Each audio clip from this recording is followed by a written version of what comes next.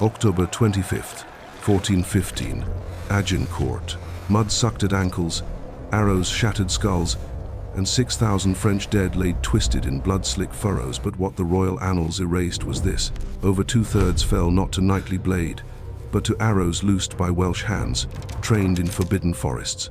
These weren't mere peasants.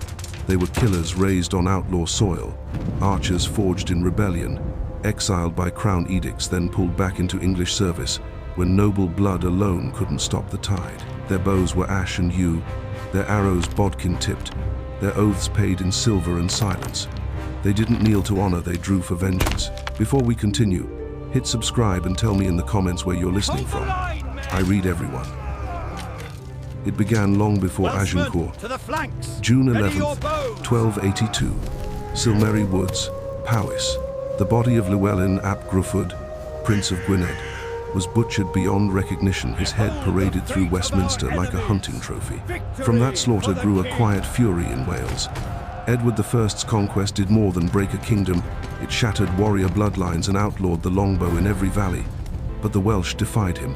In secret glades cloaked in mist, boys aged 8 or 9 learned to draw until their fingers bled, their shoulders warped, their breath steady enough to kill from 200 paces.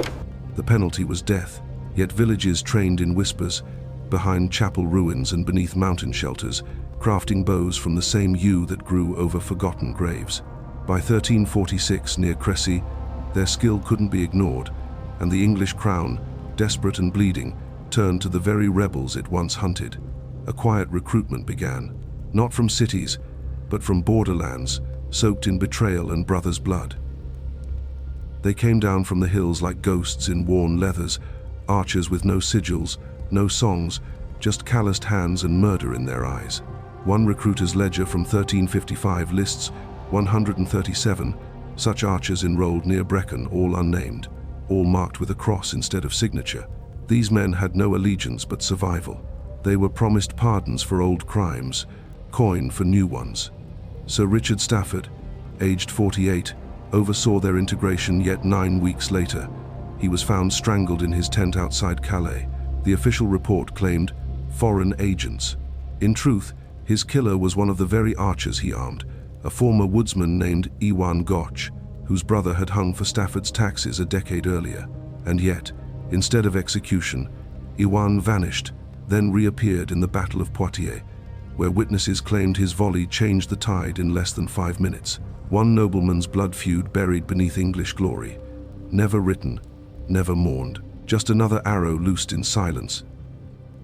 By 1388, the secret use of Welsh longbowmen had become an unspoken doctrine. Half of Henry Bolingbroke's retinue during the Scottish campaign were archers drawn from outlaw Welsh clans paid under aliases, listed only by number. In the skirmish at Otterburn, where 1 to 1,000 Englishmen fell in a night fight lit by moonfire and torch, Welsh volleys broke the Highland advance before swords ever met. But what the campaign journals never acknowledged was who lit the lanterns leading the English into ambush. A letter, unearthed decades later but quickly suppressed, bore the seal of Lady Joan Mortimer Bolingbroke's former mistress, who had taken a Welsh lover, Llew ap Rhys, aged 27, oathbreaker and fugitive. Her message to Llew promised clemency and land if he led his kin into battle. He agreed. But 11 of his men were dead by midday, and Llew himself was seen stealing into Joan's pavilion at night, blood-spattered, unarmored. She bore a child 9 months later. Its parentage was never questioned, her husband too grateful for Bolingbroke's patronage to care. Power paid for with passion, victory bought in bed, and one more archer shielded by silence. Agincourt cemented the legend, but behind the laurels and hymns lay buried crimes, salted with secrecy. In the weeks before the battle, 86 Welsh archers stationed near Rouen for training drills were implicated in a brutal tavern brawl that left 4 knights of Gascon origin dead, their scalps hacked off with hunting knives. The explanation offered misidentification, but one witness, a groom who swept blood from the rushes, overheard the name Cadwgan whispered during the assault, that of a slain marcher lord whose manor burned in 1374 under Gascon command. Revenge was never tried in court, but neither was it punished. The Crown silenced inquiries, and all suspects were reassigned to the king's personal battalion. On the battlefield, they loosed chaos, but in tents beneath banners, they whispered in Cilmeri, plotted in the shadows. The war used them, paid them, feared them, and in the smoke of victory, it buried the truth beneath gilded chronicles. The palace walls still echo not with songs of honor, but with the gritted breath of men who killed not for king but kinsman. But bloodlust doesn't vanish with victory, it festers beneath banners. Spring of 1416, 3 months after Agincourt, 12 bodies were dredged from the Seine near Vernon. All showed signs of arrow wounds, some through the throat, some through the spine, all clearly post-battle. They weren't knights, they were squires, pages, message carriers. One, aged 14, bore the crest of the de Bohun family, still intact on his belt. A surviving French prisoner, later ransomed to Rouen and silenced with coin, confessed to seeing a group of Welsh archers' faces masked, arms tattooed with crow feathers, drag the boys into the woods after false summons. The motive? Retribution. De Bohun mercenaries had once torched a chapel in Brecknockshire during a border purge. 15 relatives lost beneath collapsed stone and flame. When war ends, grudges remain, and in the black hollows between skirmish and peace, longbowmen settled their debts in the dark. No charges were filed, no names recorded, just rivers that ran red and whispers that never stopped. Yet the darkest secret of the Welsh archers lay not in battlefield vendettas, but within royal bloodlines themselves. In 1417, while Henry V campaigned deep into Normandy, his half-sister, Lady Blanche of Lancaster, disappeared from court for 11 nights. The chronicles blamed illness, but a veiled letter found in the discarded satchel of a slain courier outside Pont-Audemer told another story. Addressed to Owain ap Muirig, late of Tregaron, it spoke of shared marrow, entwined breath, and the child whose birth must remain drowned in silence. Owain, records show, had served with Henry's retinue at Agincourt, an elite archer rumored to have saved the king himself during a flank collapse. But he vanished shortly after this campaign, expunged from all rolls. Sources whispered of a midnight departure by ship, gold sealed in a horn-handled chest, and a dead knight buried in his place. 9 months later, Lady Blanche took holy orders at Amesbury, her face hidden ever after. The affair was burned from the record, the heir stillborn or smuggled across the channel. But one thing endured, a lineage no crown dared acknowledge. War breeds bastards, yes, but when one wields both bowstring and royal blood, even kings grow afraid. In 1419, during the siege of Rouen, as disease guttered through starving alleys and trebuchet fire silenced church bells, another betrayal unfolded. This one penned not in strategy, but seduction. Sir Baldwin Fitzalan, commander of the supply line at Bonneville-sur-Seine, was found poisoned in his own command tent. Lips black, breath soured like rotting quince. What no clerk recorded was the sudden disappearance of his aide, Alun Dudu, a Welsh archer attached only weeks prior. Alun had vanished once before his name linked to a scandal in Shrewsbury involving the Countess of Hereford, aged 43, whose pregnancy ended abruptly during Michaelmas 1414. Coincidence, they claimed. Yet those who remembered the Countess also remembered her fondness for archery displays and her pale-haired servant who always carried 2 flasks, one of wine, one laced with monkshood. Alun was never seen again, but the poison's origin matched a tincture known only to herbalists in the Berwyn Mountains. It wasn't war that felled Fitzalan, it was a long-remembered dishonor that crossed bedsheets before it crossed borders. For every thrum of bowstring in France, there echoed a whisper birthed in sins older, deeper, and far more intimate than any banner dared show. Winter of 1421, Meaux. The siege dragged bone deep. Starvation sank clawed hands into soldier and civilian alike, and rot took more nights than arrows. But inside the makeshift infirmaries beneath shattered walls, another war raged, a war of parchment, petticoats, and poison. Eleanor Laveau, a laundress turned physician's aide, was known for her silent ways and skilled poultices, but her real secret lay not in herbs, but in whispers passed between men broken by fever. Through infected lips and opium-laced dreams, they confessed names, betrayals, places where gold was hidden, or oaths broken, and Eleanor listened. Her lover was Madog Rosier, a Welsh archer whose tent lay closest to the latrine trench, furthest from command eyes. Together, they compiled a ledger of sins, false ration counts, looted church silver, one knight who raped a nun before sending her into no man's land tied to a pike. 40, 2 names in total. Then one morning, Madog's tent was found slashed open, his tongue removed. Eleanor vanished the same night. Her ledger surfaced decades later in a pawnshop chest in Dieppe, soaked in mutton grease and bound with human hair. Half the names had gained titles. The other half had vanished from record. History called it a tragic siege, but Eleanor knew better. It was a reckoning, one loosed not by bow but the silence of those who knew too much. Spring 1423. The war dragged on, but the monsters it birthed had already slipped the leash. In a crumbling manor outside Caen, the bodies of 3 English officers were found naked, branded with runes, their eyes burned out with dipped arrowheads. The manor had been requisitioned weeks earlier by Captain Johan ap Rhydderch, a veteran archer praised for his discipline but feared for his silence. No suspects, no charges, yet tucked beneath one corpse in a rusted chest was a parchment scrawled in Welsh, for Derwen Chapel, for Gwendid, for every child buried beneath stone. Locals later claimed they saw women, veiled and barefoot, entering the manor the night before. Some claimed they sang in a dead tongue. Others said they wept. The captain vanished 2 days later during a skirmish, drowned by a rising tide while crossing the Orne. His body was never found. But 1 year later, in the court of Henry VI, a noble petitioned for land once held by ap Rhydderch, citing the archer's nameless bastard, mother unknown, ward of a Carmelite friary near Tenby.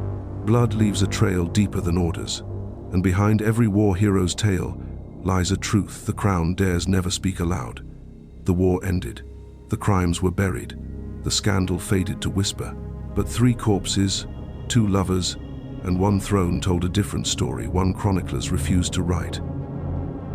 Summer of 1429. The Loire Valley boiled under siege, but not all kills came in daylight or by sanctioned blade. In the camp outside Jargeau, 12 men died in a single night, their throats slit, their groins mutilated, their tents undisturbed. They were English engineers, tasked with building siege ladders. At first, French partisans were blamed, but a captured deserter, sucking blood through a broken tooth, told another tale. It wasn't sabotage, it was retribution from within. He'd seen a Welsh archer named Ellis ap Harry, age 34, slip into the engineers' camp after dusk, carrying a pouch that clinked like old coin. Ellis was no stranger to death at Shrewsbury. His volleys broke Percy's cavalry. But Jargeau was personal. 10 winters earlier, in Chester, those same engineers had been soldiers stationed during a brutal reprisal raid that left his sister, her 2 sons, and their cowled priest hanging from an elm. Officially, Ellis died at Patay weeks later, arrow through eye. But months on, an old friar at Mont Saint-Michel confessed last rites to a mute man with 2 fingers missing and scars like rope burns around his neck. No name given, but nearby lay a folded ribbon embroidered in red with the word Adiladra, builder. The dead have no tongues, but the living choose the story. And this one ends not in valor or hymns, but in blood repaid, ladder by ladder, throat by throat. Autumn, 1431. Paris. The embers of war still smoldered, yet the final act of the Welsh archers flickered not in battle but behind perfumed curtains and ivory mirrors. Within the Hôtel de Nesle, a noblewoman died twice, first in scandal, then in silence. Lady Isabeau de Clery, cousin to the Dauphin's consort, was found dead in her bath, her wrists slit but no blood in the tub. A silver comb traced with yew remained perched beside her head. No suspects were questioned, no funerary rites performed. A week earlier, she had been seen in the company of Murig Faican, a Welsh archer assigned as a courier to the English embassy, his stint unofficial, his name burned from any roll upon her death. Rumors whispered of a ledger she carried, detailing bribes paid in both coin and skin to ensure Parisian gates opened for Henry's men. The ledger was never found, nor was Murig, but the Dauphin himself was seen weeping in private, his tears not for love, but leverage lost. When war ends, truths aren't buried, they're smothered beneath velvet and coin, and as the smoke cleared on France's shattered fields, the legacy of England's secret weapon faded not in combat, but between stained sheets and shredded oaths. What survives is not a record, but a ghost drawn in yew, steeped in blood, vanished in shadow. They called them heroes when it suited the crown, and criminals when corpses surfaced in inconvenient places. But the truth? The Welsh archers were neither. They were memory made flesh, revenge made ritual, oaths bound in the marrow of old betrayals, and whispered into the leaf-dark canopies of their childhood forests. England forged victory with their hands, then erased their names, scorched their secrets, blamed them for sins the nobility commissioned behind curtain and coin. No monument bears their faces, no hymn sings their story. Yet in every battlefield hush after the slaughter, in every noble line unspooled by scandal, their shadows linger. The longbow was their scripture, the arrow their confession, and war merely the altar. The chronicles closed their pages. But anyone who walks alone through misted oak or stands where the wind whistles through arrow-pocked stone will feel it still. Blood remembers, and silence, when sharpened by truth, strikes deeper than steel ever dared. Spring 1434, near Ludlow Castle. The Wars of the Roses had not yet begun, but blood already whispered down the Welsh marches. Lord Edmund Mortimer, age 62, died in his sleep, so said the official tale. But the chambermaid who found him claimed she smelled foxglove crushed beneath the bed and saw a feather, black as midnight, wedged behind the headboard. His will was altered, unsigned by witnesses, granting lands east of Prestane to Brychan, son of no name. That bastard unknown, unclaimed, was traced to a disbanded corps of Welsh longbowmen, once commanded by Mortimer himself, soldiers who'd vanished with the French retreat, then returned, quiet and older, slipping like dusk through the border woods. Local legend branded them the Red Brethren archers turned assassins, bound by oaths cut into flesh. Mortimer's death birthed a feud buried in heraldry and feudalist red tape, but everyone in Brecon knew who'd fired the final shaft. Atonement, they called it. One arrow, decades in the making, no charges, no inquest, just an empty bed, a land deed etched in phantom ink, and a scent of nightshade that clung long after the body was buried. The chronicles closed their pages, but the forests of Wales still carry the story in wind through yew, in echoes beside ruined chapels. Blood remembers, and some names, though lost, become legends not spoken but drawn arrow to string, truth to silence, history to bone. Late autumn, 1435. York streets were thick with ash from the lollard hunts and gossip from the marches. In the shadow of Street Mary's Abbey, one final reckoning unfolded not in open war, but in an alley strewn with rotten apples and piss-stained straw. Sir Geoffrey Kynaston, bastard cousin to the Duke of Suffolk, bled out, leaning against a tavern door, 4 bodkin arrows buried in his chest, each fletched with crow-black feathers, each placed with surgical care. He'd once presided over the flogging of a captured archer who bore no name, only a birthmark like a crescent moon carved into his shoulder. That archer was rumored dead, hung beneath the towers of Rouen, bones picked by crows. But crows carry grudges, and some men wear death like a borrowed coat, slipping it off when the time comes to settle accounts. A trail of rose oil led from Kynaston's corpse to a cloistered convent in Wrexham, where a sword was once exchanged for silence, and a night's shelter bought with blood. The killer was never caught, but the abbess replaced her vespers with dirges for weeks. So ended the song of England's secret weapon, not with a charge nor a volley, but a final whisper. The battlefield fell silent. The conspirators were erased. The war, once glorious, now rotted beneath banners no one raised again. But in the valleys of Wales, where yew still bends and mist still curls like smoke over graves, the echo lingers of bows drawn, secrets kept, and a vengeance no crown could kill. And so it ends not with glory but with silence. No medals, no statues, no sermons to sanctify the blood spilled by hands too calloused for prayer.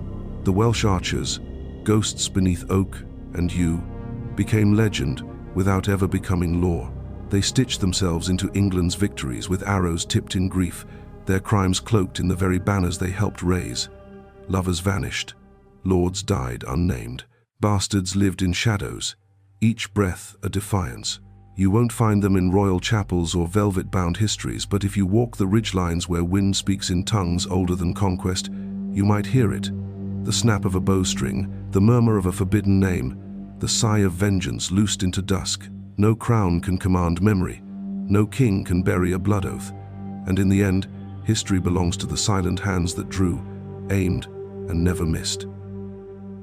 So the chronicles remain quiet, their gilded scripts smooth as if the archers never breathed.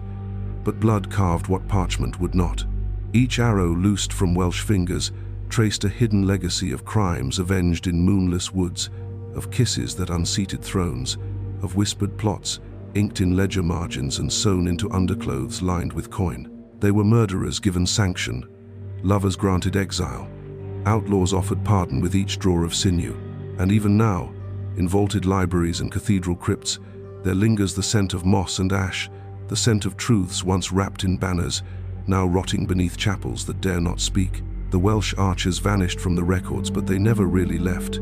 They remain in the hush before conflict, in the glance exchanged at court, in the breath caught when a secret name is spoken near stone. Their story was buried alive, arrow by arrow, oath by oath, sin by sin.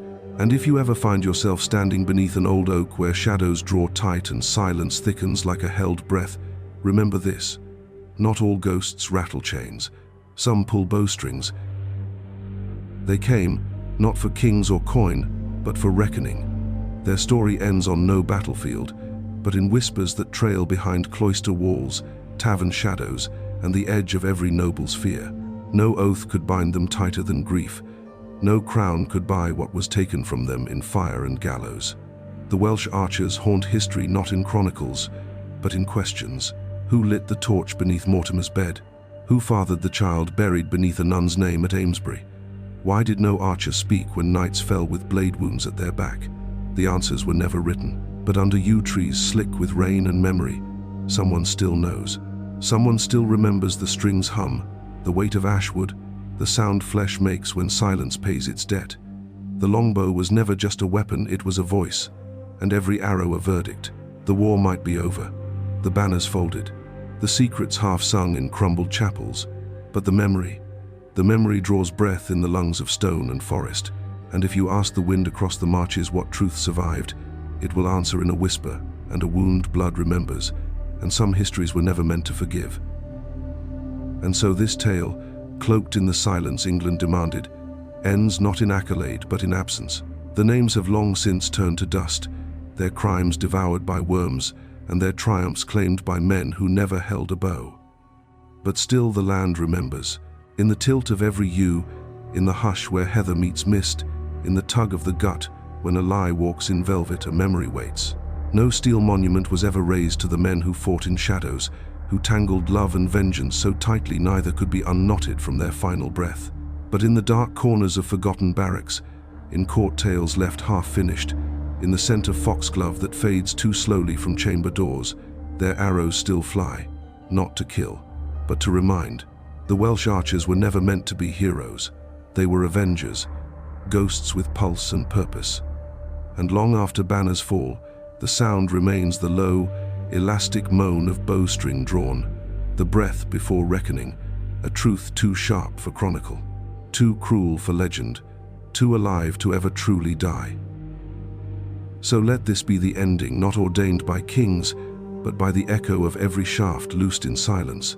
The Welsh archers did not seek glory, yet shaped it. They were called when blood ran thin, and exiled when peace returned. Shields broke, kingdoms burned, lovers vanished under borrowed names, all while their hands pulled history taut. Each killed, not always by orders, but often by need. Each bore grief not as burden, but as creed, forgotten in record, but not in bark or breath. In the barrows near Llanberis, in the wells at Dolgellau, their story lingers like steam above morning frost. There are no epitaphs for ghosts who chose vengeance over vows.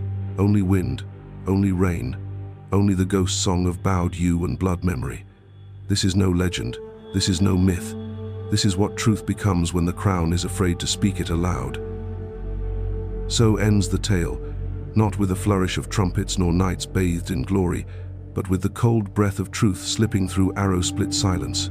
The Welsh archers, born of exile and fed on vengeance, left no cathedrals etched with their names, only scars across maps and secrets pressed like bruises into royal flesh.